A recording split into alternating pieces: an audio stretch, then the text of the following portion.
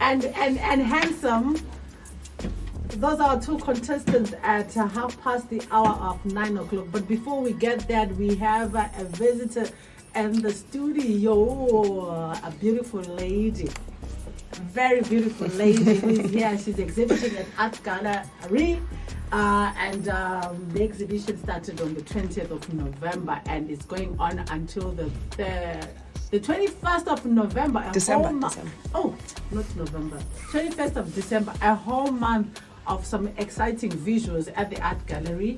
And she will introduce herself. Hello. Hello. Hi, how are you? Very well. Thank you so much for having me here. And you have a rare exhibition. I'll say a rare one. Tell us about it. So the exhibition is called Sibone Okunye. It is my first exhibition at the National Gallery of Zimbabwe, which I'm so honored to be presenting at home. I've spent 23 years living abroad. So my first exhibition to speak to women, to speak to extraordinary women in my life. And so I've honored them using an unusual material. So I'm painting on amacansi, and I already know which your mind goes one place. Yes, so now, like, huh? Oh my God, what did you want to say? But ikansi is, yes, it's a bed, it's a sleeping mat. So it's a place of dreams. And it's also the place where we all first arrive. And for women, esintwini, it's also the place where we're buried in ikansi. It's also a site of healing. So now more traditionally, this is where we diagnose. So all these are color coded in the exhibition.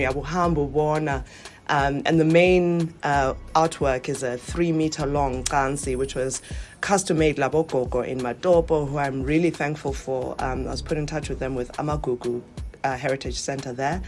And yeah, it's exciting to me because ngibone omama omdala and bekhangela labo malume bekholisa, which I didn't expect. Yeah, so and so far, how's been the response since you started? Yeah, I think as an artist you make something really from your heart, and also in the world and people start interacting, there can be that risk the reaction will be awful.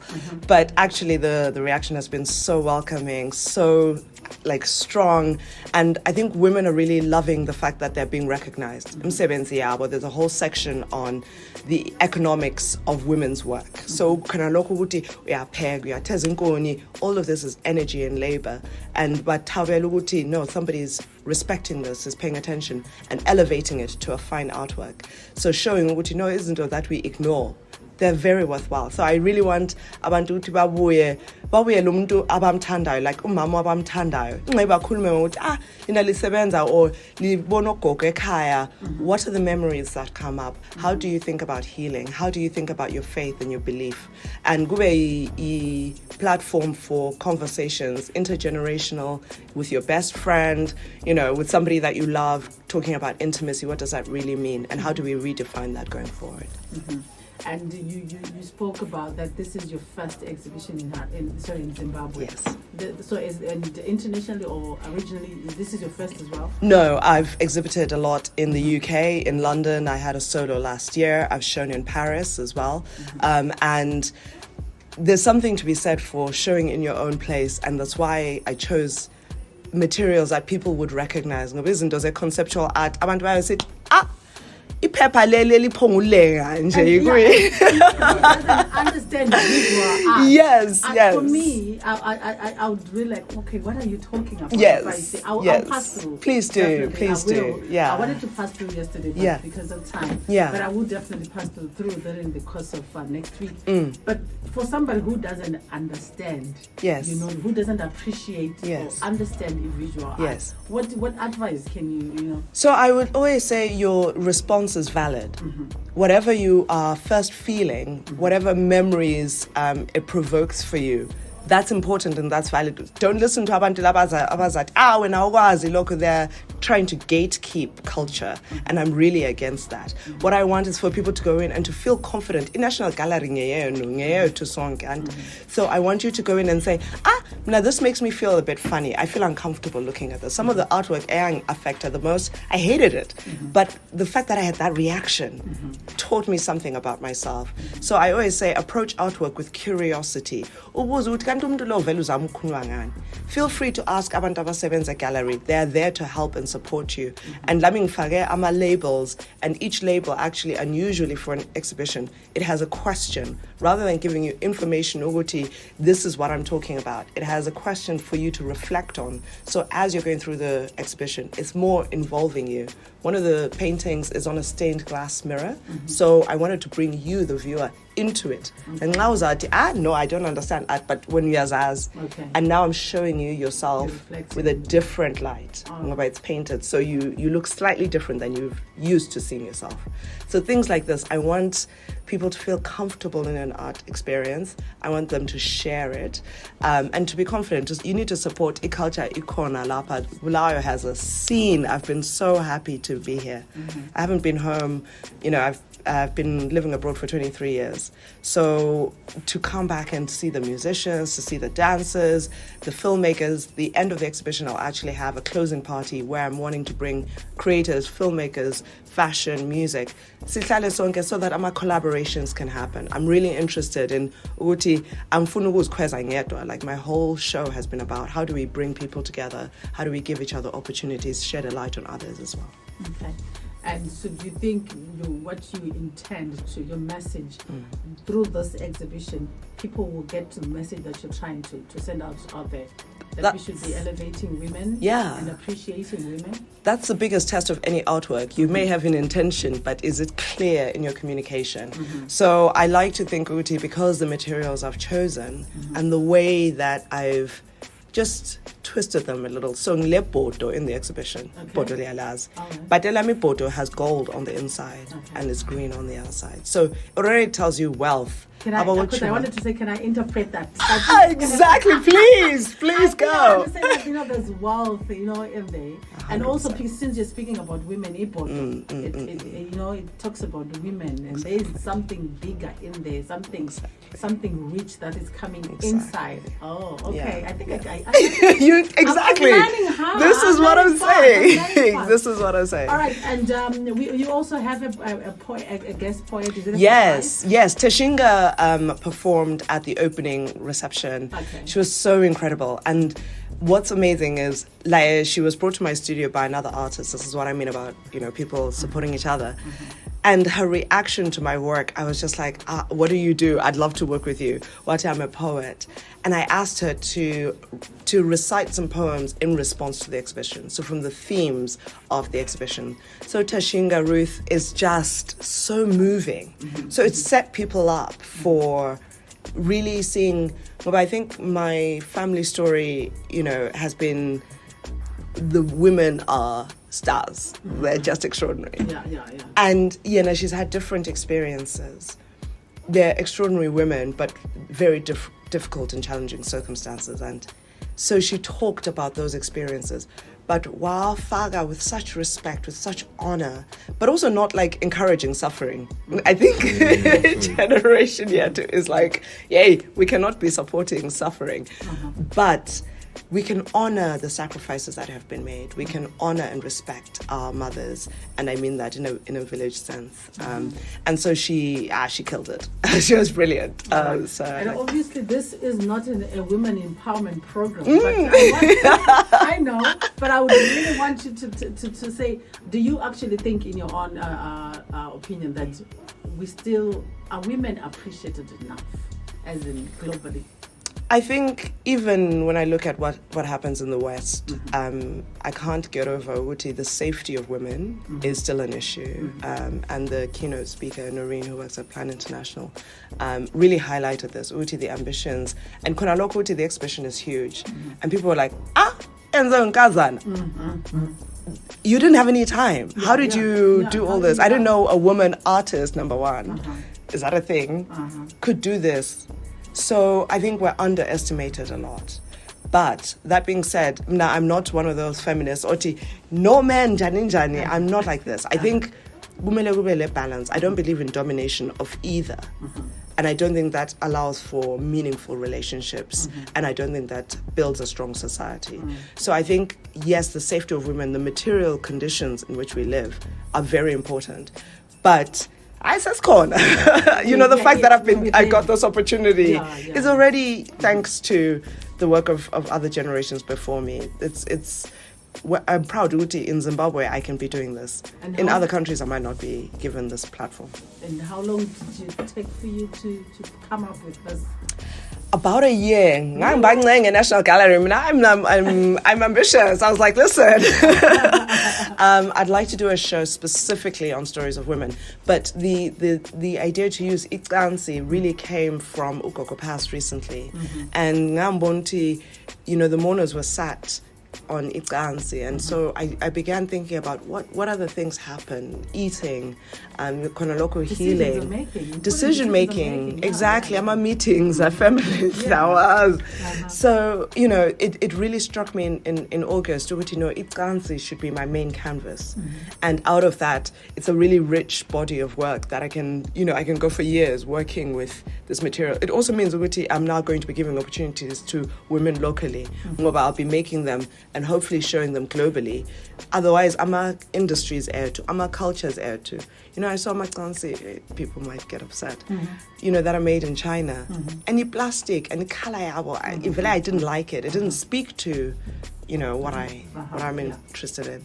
And one of the people that I was totally fangirling is Ubabu Patisanyati. I consulted with him for about 4 hours of interviews as research for this exhibition. And you can't just look at an object.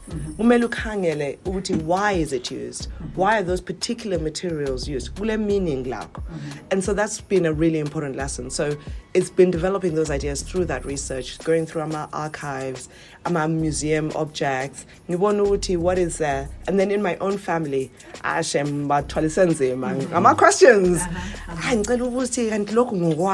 Why would you use this?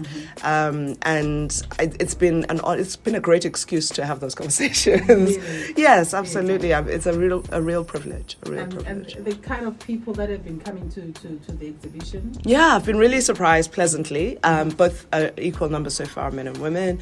Other artists, Owen Masehu, who I really admire his work and his practice. Filmmakers, curators. Yesterday I met with Prince from Agriza Made Me Cook, because again, now Kachana is hard to keep in touch with home. So, his response was really great as well. So just seeing how other people will give me a different interpretation to what I might have thought this one piece, another layer of meaning, another story. For me, that's a real strength of an artwork. It's like they're blessing that work by their presence. And do you tend to have this annually? I'm ambitious. I now want to have a touring exhibition that goes across Zimbabwe, and then in 2 years, something across Africa that, speaks to the different materials that are in use in other places. I think we spend so much time looking to the West, looking to America, to the UK for validation. And Nintendo, I want my first institutional, so I'm a galleries, I'm a commercial, and then institutional, like in National Gallery. I wanted my first one to be here. To our own, and to be proud of our own, and to build those up as well. And speaking of visual arts, there are people that don't understand that. Asaph is here. I don't know whether he understands that, or he understood that before, probably maybe because maybe you guys are friends. But we just met. Oh, really? We just met. He's so supportive. Really? Yeah. Oh, he is? Yeah. Well, sorry to just take the light from you. Not at all. Asaph, have you been to the gallery? Yes, I'm actually a friend of the gallery. And how? Okay. Yeah. And how did you find her work? It's awesome. I just feel like more work has to be done. More work has to be done. By her by the community? By everyone else. Okay. You feel me? We see her as a shining light, so that all of us can just follow in line and just say, okay, we are Bulawayo and this is what we can do. Simple. Okay. All right. And by the way, in the BAS, do we have visual arts segment? Yes, we do. We do have. So obviously we'll see Next year, I'll be back. You're going to But I'm you're coming going to submit tonight, your yeah. work, right? Yeah. And tonight you'll be there. Yeah, I want to support other artists, All right. absolutely. That's great. And so the closing ceremony will be on the 20th. On the 19th of December. On the 19th of And December. that will be There'll be music. those who can you can enjoy. So what do you have in store for us? So I have a couple of musicians, singers. There's a reggae singer, and I'm really working on a singer. She's Zimbabwean German, who performed at my last show in London, and she's extraordinary. But full confidence, so So but yes. Awesome performance. There'll be performances, but then there'll also be experiences. So you can do art workshops. So I'll lead a drink and draw session. I'll have opportunities for a photo booth. So with the dance, there's a background. So I want to have some documentation of who came. And I've said the theme has to be our ancestors' wildest dreams. So please show up looking good. Indigenous drip. I'm Afropolitan, Afro-lux luxury, but of our own. Wakanda forever. Wakanda forever. And do you intend as well maybe going out of Bulawayo, but here in Zim? And in terms of in the future, or while I'm here? In the future. How long are you here? No, I'm here until the end of December. Oh, really? So it's only been 2 months, and now that the exhibition is up, the rest of the time I'll now be working on using inhlabati as a pigment in oil painting. So I'm experimenting with that for the rest of the time. It needs time. Awesome. And you say you've been out abroad for 23 years. Yes. I mean, if I may ask, how old are you? I'm 36. No way! No way! No! I'm 36. Are you serious? Yes. No, yes. We left when I was 'Cause 30. I'm looking at you. I'm like, you look like 23 or something. I'm like, Thank 23. You can't be 23. How old are you? Thank you. Really? No, I'm You really 36. look- I have to say, Uti, following your passion, gunzima, right? But it gives me so much joy. It gives me so much joy. I sleep well at night. This is what you do for a living? Yes, I also Really? work for a climate NGO as well, so I do that 3 days a week, and I have a studio in London. So I have so if you're ever in London, please come through, visit. I'm always open for people to come by the studio and So there's somebody who's listening at home right now, probably who is interested in getting in touch with you, and also maybe they're also interested in actually doing that. being an artist. Being an yeah. artist, and they want to get in touch with you. Are you free? Yes, absolutely. So on Instagram it's Bokani, Bokani, which is nice to not have to spell in. So at Bokani, and then my website is artbybokani.com. And I'd say for anyone who's wanting to become an artist, you're only an artist by making art. So whether anyone else sees it or not, or you get a big show immediately, it doesn't, you have to start somewhere, make some work so that when someone approaches you, you have something to show them. And then get into small shows. Start, even if no one is giving you shows, turn your living room into an exhibition space. Oh, nice. This is how other artists I've seen in the UK get started. They turn their living room into a gig space, into an exhibition space. They invite 20 people. Those 20 people now start talking, Friday, we have to spawn in someone's living room. So I think we always think, you have to start at a national gallery. I mean, I didn't start that way. So even our musicians, you see, they can do that at their home. 100%. I just ask their 100. Engadin Konapo. Just get a few people together. A gig is an artist and an audience. Like maybe 4. It's a start, and most importantly, it gives you practice. Because now you know. Oh no! If I'm installing a painting, if I'm doing a performance, volume. So those things are really important. Okay. And obviously, this was the first question that I was supposed to ask when you spoke of starting. When did you start? I started when I was 21. I was studying. I was studying politics with economics. Oh, okay. I got a job in an investment bank. Okay. I hated my life. And honestly, it sounds so privileged and spoiled to say this, but I lost my parents very young, so I'm very aware that life is short. So what you do with your time matters. And I was like, I'm dying here. I'm not doing anything important.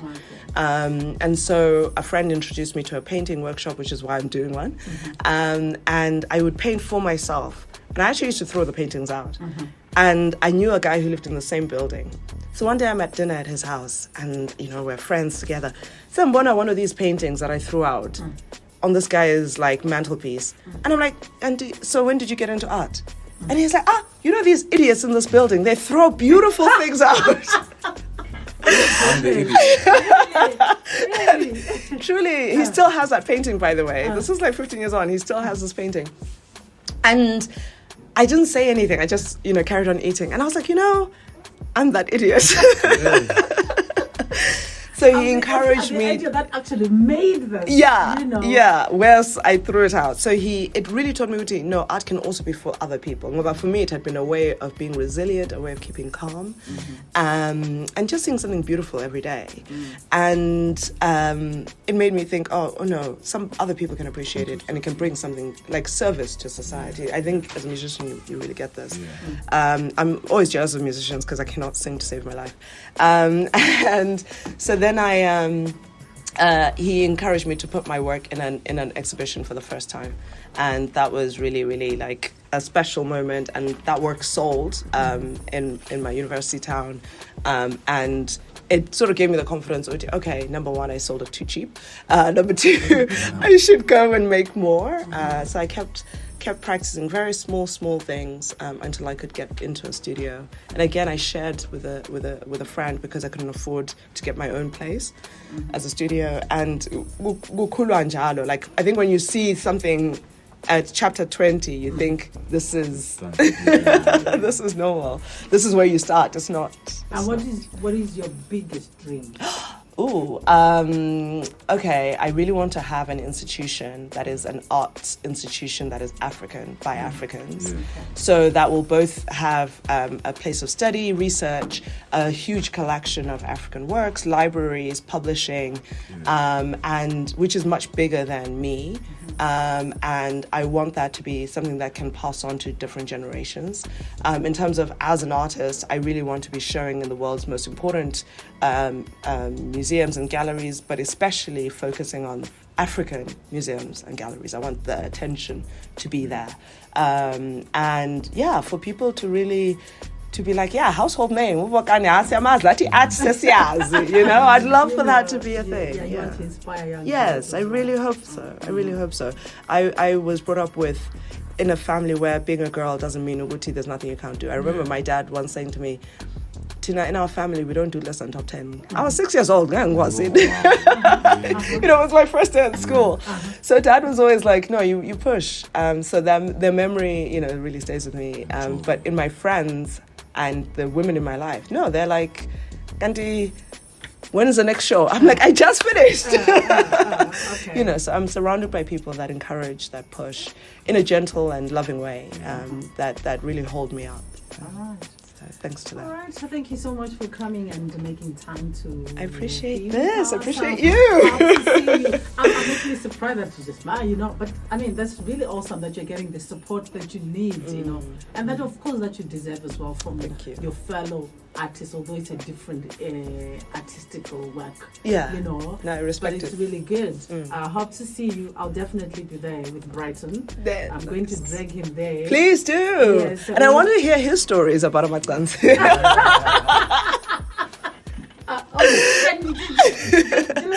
Look at the look. You're talking about sorry. And that's where everything be. Exactly. Ends, when you die. Yes, you're rolled. Exactly. Yeah, my questions will come on the Wonderful. Thank you so much. Thank you. I hope to see you again tonight at the VAs, and next year, obviously, you're going to be in the zone, right? I hope so.